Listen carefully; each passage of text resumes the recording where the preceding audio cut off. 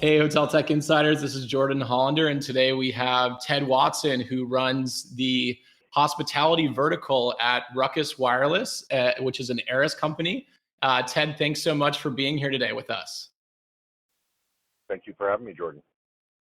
Ted, so I wanted to start out by talking about your personal career and kind of how you came into this wonderful world of hotel technology.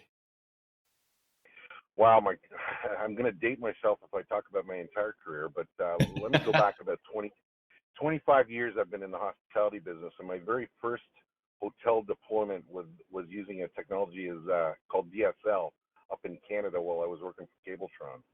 And it was way before this whole cool thing called Wi-Fi came out, and it was just providing internet connectivity as an alternative to modems in each room.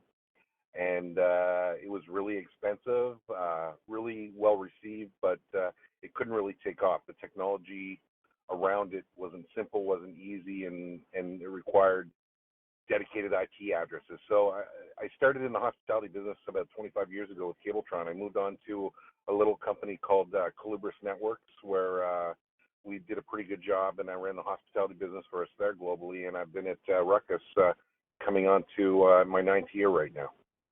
Very cool. So it must have been really interesting to watch as this evolved from such a really capital intensive endeavor, and something that really wasn't a mainstay into something that really is just is something that every hotel has to have at this point. No, yeah, that's a great point. And the business model has changed. As you pointed out, it was very capital intensive at the beginning, and then it moved to, from a business model, it went to the hospitality providers, the service providers out there were actually leasing and doing revenue share and providing Wi-Fi in limited space. And now, as you know, where the market is today, it's ubiquitous Wi-Fi, and it seems to be more important than hot water, according to a lot of the studies out there. So it's been a great ride, and I think it's moving from a guest technology into new and differentiated services. So it's really a staple in the hotel right now. Yeah, absolutely. And I've certainly seen a lot of the same studies, and anecdotally have experienced that myself with frustration and not being able to get into the Wi-Fi. I think I read somewhere that the average guest logs into the Wi-Fi within 7 minutes of checking into the hotel. So certainly a mission critical item. So could we maybe even give a little background on Ruckus as well, and kind of the story of Ruckus? I believe you guys were previously owned by Brocade and then sold to Aeris. Is that correct? So I started Ruckus in early 2010. At that time, we were a privately held company, and we were just venturing into the enterprise world of Wi-Fi. We were started out delivering. We started out as a company by the name of Video 54, and it was all about solving the last 100 feet of televisions having connectivity to the cable network. So we were a service provider play initially.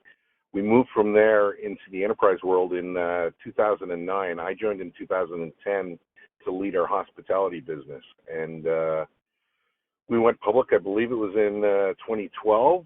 We were acquired by Brocade a year and a half, I guess almost 2 years ago now, a year and a half ago. And subsequently, Brocade was acquired by Broadcom, and Aeris just closed on us. I believe it was December 1st. So now we're Ruckus Networks. So we started as Video 54. We went to Ruckus Wireless, to Brocade, to Broadcom for a short stint, and then Ruckus Networks, an Aeris company. Very cool. And a lot of change. Yeah, a lot of change. And so you said the business model started as a service business, providing the kind of implementation for the connectivity of entertainment? Yeah, it was actually a revenue share model. So not necessarily a service. The service providers out there, and in the U.S., we had, the Sprints of the world and companies that we may or may not remember, IBONs of the world. And what they did is a rev share. They put up the capital, and they got rev share on every connection that people connected to. You used to have to pay in every property for a Wi-Fi connection, and they took a piece of that revenue and shared it with the hotel ownership group. And today it's a capital cost and a service model only, a managed service only. So it's really evolved because it's mission critical to the hotel, so they want to own that asset. And are there still hotels that are charging for Wi-Fi, or what's the mix there? I got to imagine there's still some material kind of portion of the install base that's charging for the Wi-Fi versus having it be an amenity that they know is critical to the guest experience. There's still a lot of folks charging for Wi-Fi connectivity. So if you think of the standard, 3-4 star hotels, a lot of those are free, or they're free if you're a loyalty member. But Yep. once you get into the luxury segment or outside of the U.S., it's standard to be charged for hotel connectivity. If you're at a major brand or even a boutique, it's anywhere from $10 to $25 per night for hotel connectivity. So although in the U.S. we're moving to more of a free model, outside of the U.S. it's still a paid for use model. Absolutely. And do you guys have you guys run any studies? I have to imagine there's a pretty strong correlation between either like TripAdvisor reviews or guest satisfaction internal surveys, or ADR that you can command having Wi-Fi as a service versus without, which effectively would pass that rate through to the guest. Have you seen anything like that personally? There's a funny internal study at one of our hotel customers, and they did they were running a survey, and they offered free Wi-Fi and paid for use Wi-Fi. The connection was identical. There was no difference in it, and they just wanted to. It was more of a psychology understanding of the guest. The guest satisfaction scores when people paid for it were about 30% higher than when it was free, and it was the exact same service. So it's kind of funny. There's all kinds of studies out there. Everybody says they want free Wi-Fi, but they appreciate it more when they pay for it. The difference is really the take rate. So when it's a pay for use, you're seeing typically about a 65% take rate in the free Wi-Fi connectivity or more business travel property. You're Right. seeing now upwards of 90% take rate. Interesting. And Clayton Christensen from Harvard Business School, when he talks about he has a concept called jobs to be done, where he thinks of products as things that we hire to complete jobs. And are there unique jobs to be done within hospitality and hotels specifically that Wi-Fi serves that is very different from what some of your peers and the other leaders of the other verticals at Ruckus are seeing? Are there specific either technical innovations or structural setups that exist within your networks that are it's a different configuration? Wow, that's I could talk about that for hours. So let's level set. The majority of people out there believe, and when I say the majority of people, I mean just the traditional guests out there believe that Wi-Fi at a hotel is simple. I turn on guest access and it's done. If you actually peel back the onion and look at what is deployed at a property, there are anywhere from 4 to 12 to 16 services running on every access point. Everything from voice over Wi-Fi, security services, point of sale, property management systems, efficiency applications, minibar, lighting, obviously television casting, and we do Wi-Fi, as well as back office connectivity. So although the guest only sees the guest interface, which, by the way, changes out every day and a half, a new user with new policies and profiles and requirements, it's really a much more complicated environment than a traditional enterprise or an education environment. It's a lot more demanding and taxing. And then you get into requirements for security and PCI compliance and all that fun stuff, Sarbanes-Oxley reporting. It becomes a lot more complicated. So taking all that complicated configuration capability and making it simple and easy to deploy is one of the technology advantages we have over any of our competition. So that's one of the things that we try to do in hospitality versus other verticals out there. Right. And do you work with any of the kind of back office technology businesses to ensure that service is working properly? Are there unique demands that, a property management system might have, or staff task management or anything like that? So yes and no. So we'll work to ensure connectivity and ensure security if that's required, and understand the template and the configuration as we roll it out as part of our best practices. Really, it's all about ubiquitous Wi-Fi coverage and enablement of services. So we're the plumbing, the smart plumbing. So we're going to run the analytics, and we're going to be able to make sure that devices can get on the network and they go securely and safely with the performance requirements and the quality service that's needed to where they need to go. So traditional, whether it's hot sauce as an application, we work with those guys to make sure that the product works well. But realistically, if you have good Wi-Fi and you have your network configured appropriately to support that service, it's not about focusing just on back office. It's about providing that ubiquitous network infrastructure that enables different services. Right. Well, somehow the Wi-Fi in my apartment still doesn't work well, so I don't really know how you do it. Well, I'll tell you, I have this saying. Our marketing guys are cringing because they're not sure what I'm going to say right now. But I have this saying. I was talking to a hotel guest yesterday, and I was talking about one of the major differentiators from a Wi-Fi perspective purely. So connectivity is our job is to make wireless stuck less. So we have all these algorithms and patents that make it work better in a highly dense environment, whether it's dense of users or if it's dense of other access points that cause congestion. So we have like Beamflex and all this PDMRC, and it's all about making sure that you have that great connectivity to get on the internet. And if you can make that happen quick and easy for everyone and perform well, you're in a good place. So where that guest stands in the corner and they call in to support with one of our competitors, and the support desk tells them to turn their phone sideways and see if they get better connectivity, or their iPad sideways, that doesn't have to happen with Ruckus. We make sure that we have that great connectivity there. Right. Or turn around 3 times and then turn back the other way. Yep.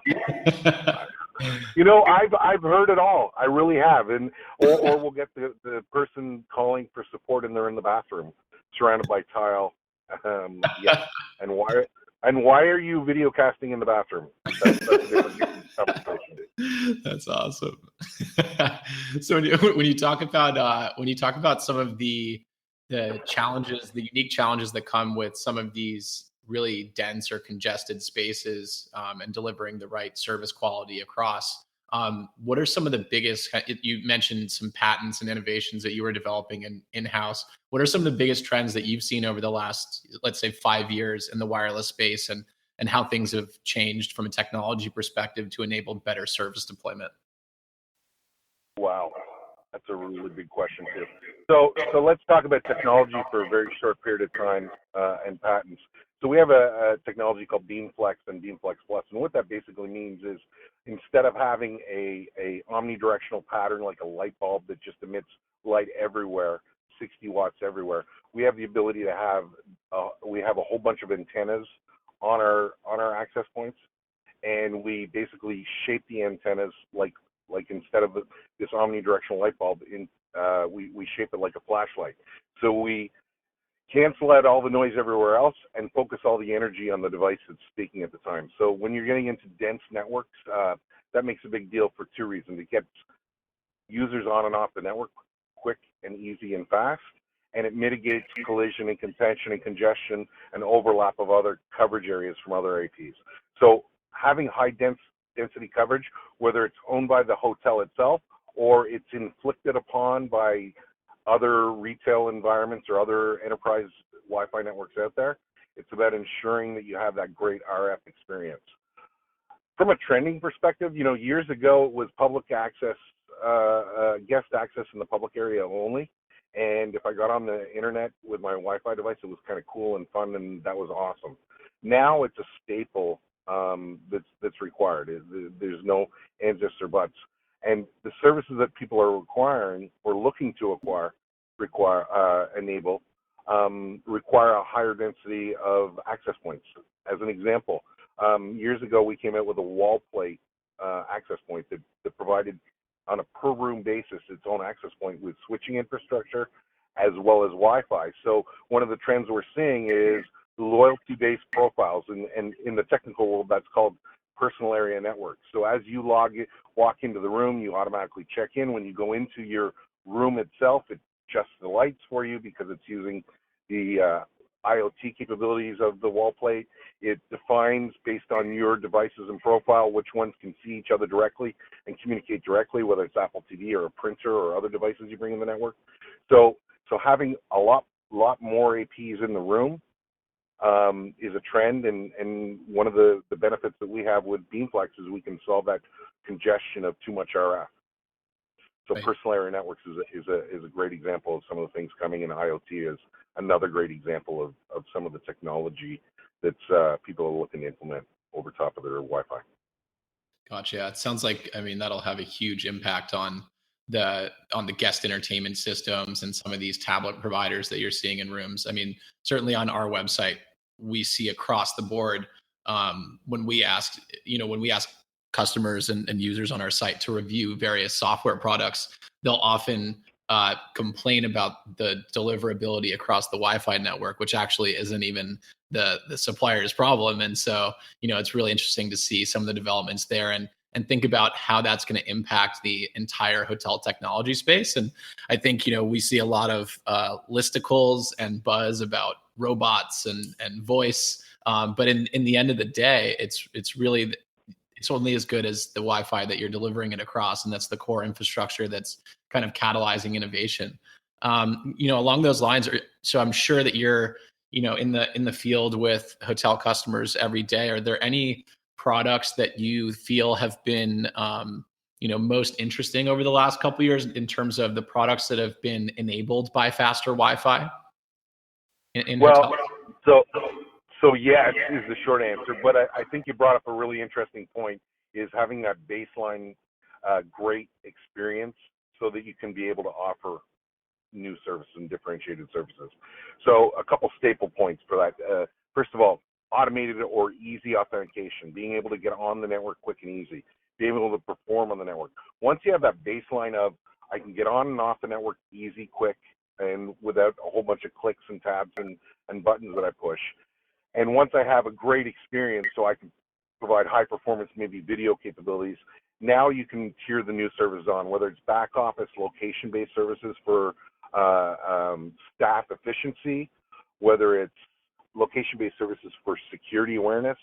In New York, there's a law that they have all the housekeeping staff have to wear a medallion that if they feel unsafe, they hit the medallion and the alarms go off and it identifies where they are. Right. Obviously, casting on televisions, room controls, door locks being automated. We're doing a lot of work with all the door lock vendors to be able to bring that into the IP network. So consolidation of Zigbee, Z-Wave, LTE, Wi-Fi, whether it's N or 11AC or whatever it happens to be, but bring all these separate autonomous networks and bring them together. And once you do that, the services opportunity are endless. Whether it's advertising, location to enable a service, or location to find someone or something, it's unbelievable. And as big as your imagination is where it could go and where people are trying it today. Absolutely. Yeah. I mean, we've certainly seen a huge trend towards integration amongst the software guys, and players like Bellhop and Snapshot and Impala are making some inroads there. And it seems like you guys at Ruckus are really in a unique position to be able to control that data and make sure that everyone has the right access, and let some of these players build applications that can pass that through. Well, and I think that one of the advantages and differentiators we provide to enable those services is one of the things architecturally we've done with our networking systems is build open APIs. So if somebody wants to do a location-based application with maybe it's efficiency applications for the guest staff, they can link into our APIs to give feedback XYZ coordinates. So we want to enable those services. If somebody requires security for non-intelligent devices, we have a product series called CloudPath that enables onboarding of intelligent and non-intelligent devices. So you're absolutely correct. It's for us, it's critical to have an open system so that we can plug into all those new services. We can't create the services because we can't move at the speed of sound and the speed of light that all these application companies are offering. But with the analytics that we have in the machine that you can plug into, we can start to see trends, traffic patterns, utilization, types of devices being used and where they're being used. So we can feed that back and then, again, plug in the APIs to offer differentiated services like location-based services and analytics. Absolutely. And obviously core to what we do at our business is helping educate hoteliers on when is the right time to upgrade infrastructure. How should they think about either A, building a business case for themselves, or B, building a business case to present to ownership or management and feel confident about being able to vouch for that investment. So to start out, can we talk a little bit about what is the buying cycle and replacement cycle look like in this business? How often are people kind of revamping their hardware in their hotels, and is that happening at a fast enough clip, or do you see it kind of like we probably see in the property management space where the investments are lagging and you can kind of tell with some of the service times and satisfaction, things like that? I think that's brand dependent. So I think overall, I'd like to see the recycle time every 6 months because that means a lot of revenue for us. I know that's not going to happen. Realistically, it's a 3 to 5 year life cycle, and the conversation is really about what is the hotel trying to offer today and tomorrow. What's the investment protection that's important to them? If you go to the what I call park and front, which are the economy type properties, they're not looking forward. They have to provide Wi-Fi to put it on the sign up front to say $69 for the room and free Wi-Fi. If you start going into the luxury segment, they're starting to leverage a lot of this stuff, including facial recognition based on MAC address, linking back to loyalty programs. So they're starting to say, hey, listen, I've got a building management system that is proprietary, and I'd like to integrate that in. Okay, so Ruckus has a platform for integration of IoT to enable any PHY, whether it's BLE, Zigbee, or Z-Wave, or LTE 3.5, the Open G spec. The customer says, you know what, I want to understand where people are going, and so I can adjust maybe my common areas or maybe my conference space. I want to understand the traffic patterns, so maybe I can make better use. Not enough people are using my restaurant, so maybe they don't know about it. So they're starting to look at that. So it's really, what is the purpose of the hotel? If I get into the casino and gaming, you wouldn't believe some of the things that are being considered and actually being done. So the very first question I ask every hotelier is, what is it that you want from your Wi-Fi? If the answer is I want guest Wi-Fi only and I don't have a lot of money, I'm going to steer them to a different product series that doesn't have the ability to deploy OpenG and deploy IoT. If they're looking to have a more 3 to 4 year investment, they're looking at integrating their building management systems, integrating their in-room controls, integrating smart casting, door locks, and minibars. I'm going to point them to a solution that's going to enable that. So it is really a 3 to 5 year life cycle, and if they're not ready to invest in the other parts of the business, then it doesn't make sense for them to invest in the more advanced technology. Here's a great example. I have an ownership group, and I'm not going to name them, that usually buys our solid best practice type deployment Wi-Fi. It ensures investment protection and enablement of all these services that I'm talking about. I had one of their properties, and I saw a PO, and it was a nice PO, and I was appreciative, but they used one of our lower end product lines in that. So I called them up and I said, hey, I don't know if you guys realize this, but this isn't what you usually buy. Did you know that? And they said, yeah, Ted, we absolutely do know that. We do know that. The reason we bought that is we wanted to have the name Ruckus on the technology, and we're going to be selling that asset. So having the name Ruckus associated to a hotel is a big deal because we are by far the market leader, 80% in our targeted market area, 87% in the luxury segment. So these guys were aware of the Ruckus brand, the Ruckus brand, And they went to the lower end of the product cycle because they were going to sell the property off. On their investments and their assets that they were going to keep longer, they invested more appropriately.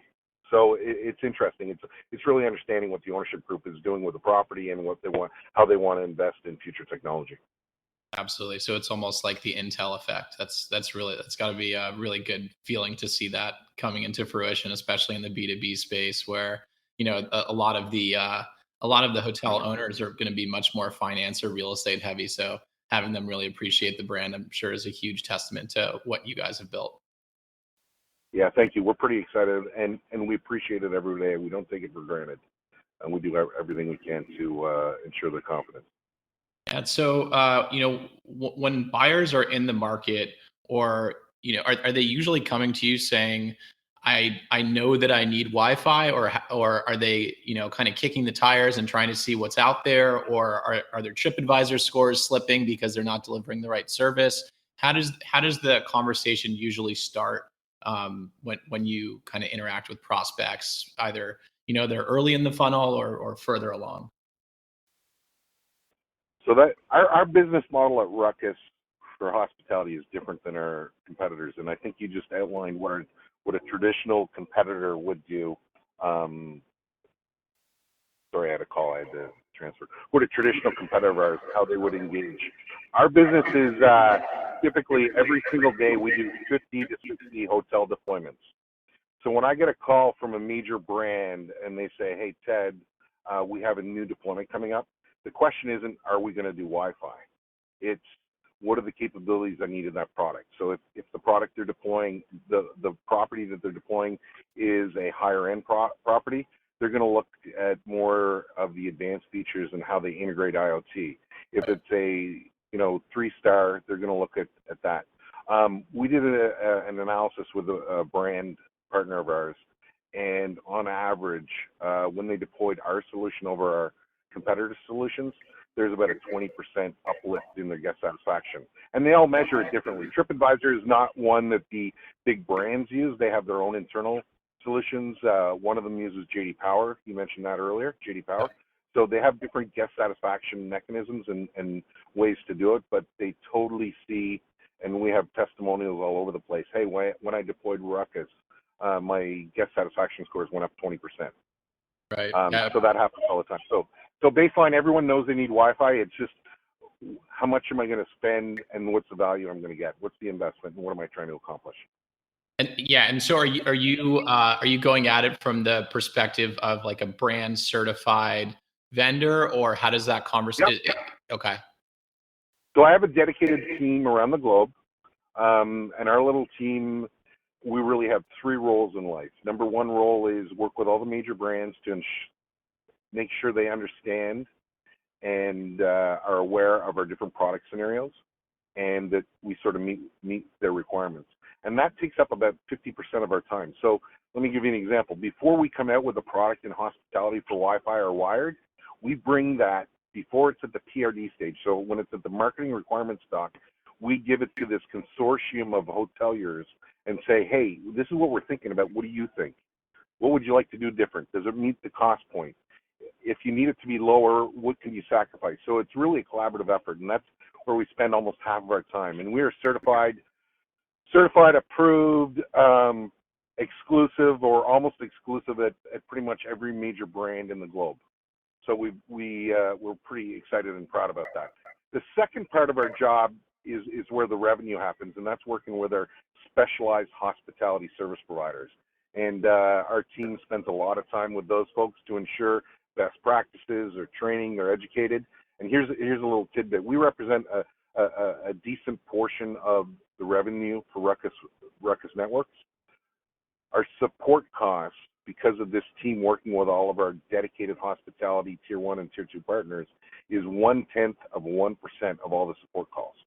Wow. So what does that mean? Those partners aren't getting a lot of calls, which means they're making more money. It's not costing them. Every call costs them money. They're not getting those calls.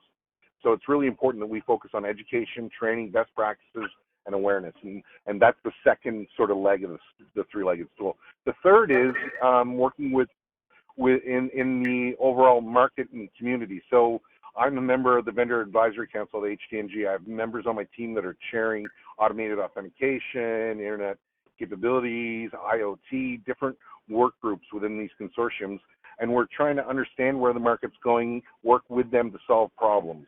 And that represents a significant portion. I have people dedicated just on that, and whether it's HTNG, HLA, CHTA, whatever the acronym is, we're trying to work with all the leaders of the industry to better understand the problems so we can help solve them.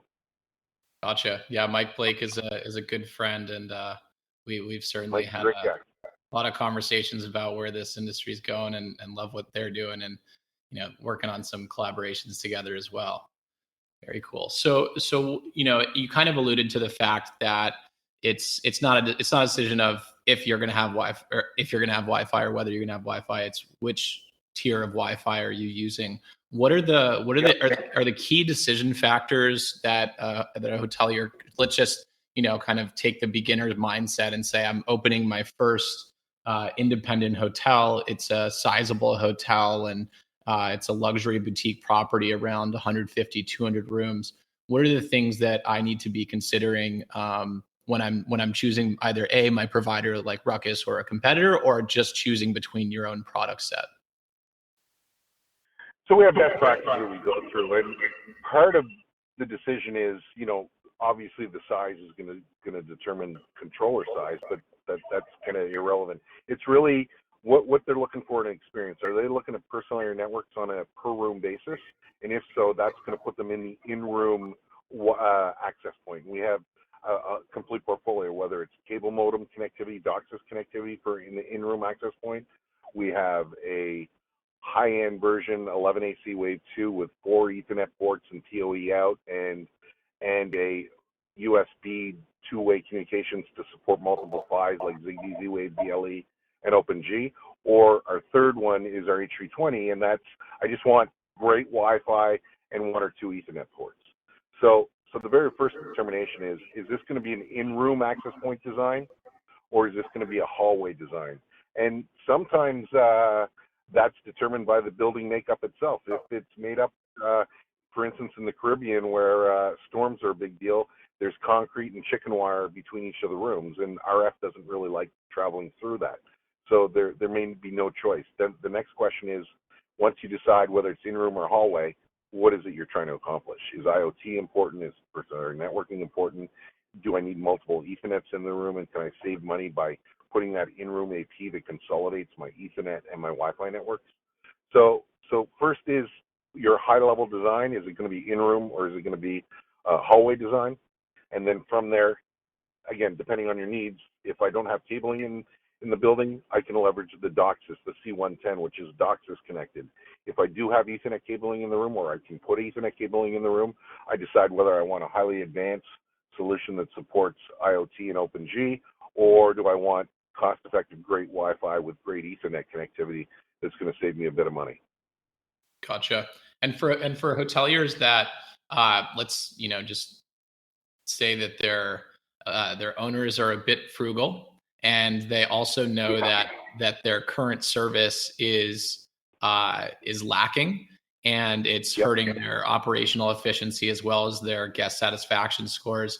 Are there any tips that you have for them where they'd be able to kind of at least take some kind of short-term approach to putting a Band-Aid on the problem versus revamping the entire system? So absolutely, yes, and we do this for a lot of our partners, and we'll come in with audits, remote audits.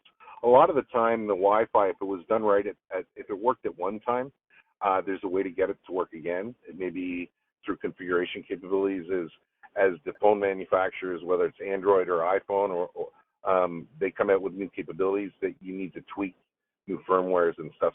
So we have this ability either through our partners, our dedicated hospitality partners, or through ourselves to be able to offer auditing capabilities to have a look at what's really happening on the network and see, without doing a forklift upgrade, what's required. If there is a requirement to upgrade access points because maybe they have 11G access points and 11 AC is the environment, and they bought them 7 years ago, the way our system works is it enables you to mix and match. So I can have some 11G here, and I'm going to upgrade my new ones in the trouble spots, quote unquote, to 11 AC, and I can phase that out over time. So we work with a lot of the ownership groups on having their thought process a bit different. Instead of spending $100,000 every 3 years, how about spending 25 or 30 every year? So let's spend a little bit. Let's upgrade our cable infrastructure and our switching environment year one, year two. Let's upgrade the conference areas and the public areas, and year three, let's upgrade the guest rooms. So nothing has to be forklifted. Our system is all about enabling forward investment and protecting past investment. But it's a mindset around the ownership group. Instead of spending that big nut at once, we're trying to help them understand that there's a few steps they can take along the way. The cable infrastructure, if they do it right, can last 20 plus years. So let's make sure the cables infrastructure is done right. The switching environment now, with some of the new capabilities we have in our switching for 2.5 gig and PoE plus, to power cameras and higher end APs, it's kind of important. So we try to help the ownership through the investment decision and sort of educate them on that. And I think that's really important. Yeah, and when you mentioned some of the conference centers, I was at CES last month, and I was walking around the Win conference and convention area, and I was just blown away. I'd never seen that side of Encore, and just the sheer amount of space. Is it a completely, out of curiosity, is it a completely different technology that's used for those massive open spaces versus the hotel rooms? The technology is the same. So we'll have conference room APs, and really, whether it's small or big. But what's different is how you deploy them. I talked earlier about our access points having this technology called Beamflex, which is a whole bunch of antennas pointing in different directions. In the past, we used to think about just scattering and honeycombing access points. Well, when you get to a big conference area, there's a lot of space up top that's wasted. So there's best practices on how to deploy in very high dense environments like conference space that has no real barriers to reflect, or the barriers could change. I could make a conference room from one big conference room into two or three smaller conference rooms. So we have to be really cognizant of the environment, and we do have a lot of best practices on high density conference type deployments. But that's certainly a different deployment style than just plugging an access point on the wall by the TV. It's a lot more complicated. Right. And are there any hotel groups or ownership groups that you think are like really forward thinking from the perspective of network infrastructure and how that impacts their bottom line? I think all the favorite names you've heard of, the big hotel chains you've heard of, and I'd be afraid to mention a few of them, but you know who they are. They're all forward thinking. They have dedicated teams just thinking about what we can do with technology in the future. So one of the things the hotels, most of the major brands, not the smaller brands, maybe not the independents, but certainly the luxury and the mid-tier, the business class hotel are thinking about is they're spending a lot of time. So what they've, 20 years ago, we used to go to a hotel and get HBO, and we didn't have it at home. And we had a pool, and we had all these things. So it was a luxury to go to a hotel because all these extra amenities. All the hoteliers have realized that now I have my Apple TV at home. Maybe I have Amazon Echo at home. I have great internet. I don't have to log in. A lot of the hoteliers are saying, okay, wait a minute, we're behind the times on what the guest experience is at home. And they're looking at ways to innovate to sort of leapfrog the experience at home. So all of them are talking about things like through loyalty and profiling of guest profiles through the loyalty program. They're trying to apply characteristics. So if you walk into a room, you're going to have equal or a much better experience to home, whether it's your casting to your TV, whether it's your communications with the voice-activated solutions or in-room controls. They're trying to leapfrog and make it so that when you go to a hotel, it's equal or better. And a lot of them recognize that to do that, a lot of innovation and thought process has to be around it. And that's where we collaborate with all the hoteliers out there, is what are the problems they're looking to solve moving forward. Right. And do you foresee, you talked a lot about like the luxury groups that are really looking to kind of push the limit in terms of the types of technology on property. And there's obviously requirements that come along with that in terms of infrastructure. do you see some of the more economy properties as having a bigger focus on this down the road, or is it more just a factor of their rate and might not be high enough to be able to make the right investments in that, or their guests don't have the same expectation because they're paying a lower rate? Or do you think that kind of guests over time will expect to have that level of Wi-Fi even in some of the more budget properties? We have a major budget brand that's a partner of ours in Europe, and they have about 480 hotels. And when we did their first deployment with them about 4 years ago, it was, I understand I need Wi-Fi. My guests tell me it's the most important amenity. It's more important than a hot running water. So I know I have to invest in it. They're now in the midst of their evolution, and they've evolved, and now they're going to the next level. And they don't look at it as much as an investment that I just have to pay money for to provide guest access. They're now integrating back office services and efficiency management services.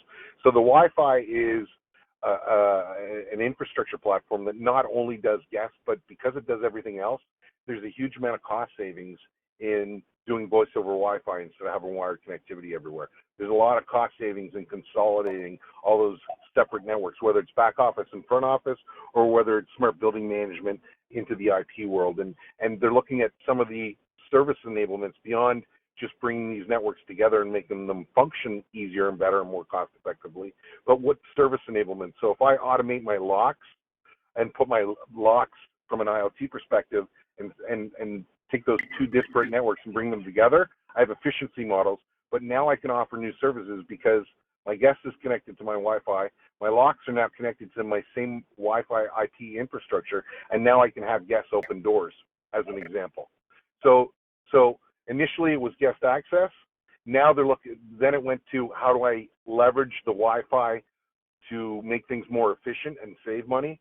And now they're looking at that next tier and how do I offer new and differentiated services to guests to be able to do that. So it was this cycle, and I think different brands at the lower cycle maybe still in that I just need to offer free Wi-Fi, and I got to be cheap as possible. But I think after they've sort of matured and been in the market a little bit, they understand that there's a lot of efficiencies by deploying a great Wi-Fi network, and there's a lot of service opportunities and guest satisfaction opportunities if they do that as well. Absolutely. And I don't want to take up too much of your time with your new shareholders. I know you have a lot of installations to bring on board every day, as you mentioned. Just a couple more questions. I wanted to know, has there been a strategic impact on the business segment based, as a factor of the kind of speed of innovation of cell service and ubiquity of smartphones? I'm sure that smartphones are obviously putting a much heavier load on your networks, but they're also, in areas that do have good cell service. Does that impact usage in any meaningful way, or do you still see people really engaged with the Wi-Fi and obviously providing much better than cell can provide at this point? Wow, that's a great question. So I think you kind of answered that initially. The average guest within 7 minutes logs onto the Wi-Fi network. The average guest has 3 devices in the room, and that's a handheld, a tablet, and a PC or a Mac. So everyone's using the Wi-Fi network. Now, cellular is important because you get into some of these properties and they don't have great cellular coverage. So Ruckus, from an innovative perspective, has really tried to solve that problem. Instead of deploying DAS solutions, are there alternatives that we could leverage, our Wi-Fi architecture and infrastructure to be able to offload or provide a service where cellular isn't? So we are part of what's called the CBRS, and we have this platform called OpenG, so we can take all those wall plates that we talked about, those in-room H510s, plug a little device on it, and now I have 3.5G LTE running over it. So I don't think that Wi-Fi and traditional cellular data over cellular compete with each other. I'm sure it happens in some places. Everybody jumps to the Wi-Fi. The performance is better. The experience is better in the part of the hotel, and they get that local feel. But where we're trying to innovate is where the voice connectivity isn't so good we're trying to augment and offer differentiated services to solve those problems as well. Ted, this has been super enlightening, and I hope you didn't pick up too much, but my hardware knowledge is certainly inferior to my software, but it's been great to learn about your business and catch up with you. So thanks so much for coming on today. Jordan, thanks so much for having us. We really appreciate it, and I look forward to talking to you again.